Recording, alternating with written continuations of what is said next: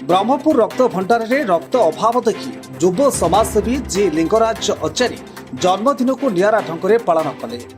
Chinook 34तम जन्मदिन अवसर में ब्रह्मपुर एमकेसीजी मेडिकल रक्त भंडार ठारे एक स्वेच्छाकृत रक्तदान शिविर आयोजन करिसेंती।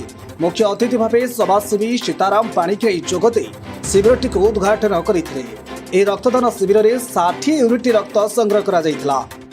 मुख्य उद्देश्य आज्ञा मोर जन्मदिन प्रथम कथा किंतु बाहाना होची जन्मदिन। मुख्य उद्देश्य है ब्लड बैंक रे ब्लड नाई आज्ञा मु 4-5 दिन है देखिली ब्लड नाई मु लोकों नापी आसुली कि मिलू ना। तथापि आमर कोऑर्डिनेटर सहित मोर भल संपर्क हेतु किसी साहाय्य पाई से जिनस आखि आगे ब्लड डोनेशन कैंप कली। मोर समस्त सांगसाथी और मोर गाँव बंधु समस्त को लेकिन मुझे आज ब्लड डोनेशन कैंप गोटे करुँची। आउ भविष्य में मोर प्रत्येक जन्मदिन मु करी। युवक मान मोर अनुरोध प्रत्येक जन्मदिन रे समस्तंकर 10टा हो कि 5टा हो 7टा हो ब्लड आसी डोनेट करंतु जहाँद्वारा 10टा जीवन बंची पार बहुत प्रकार समस्यार समाधान हो पार।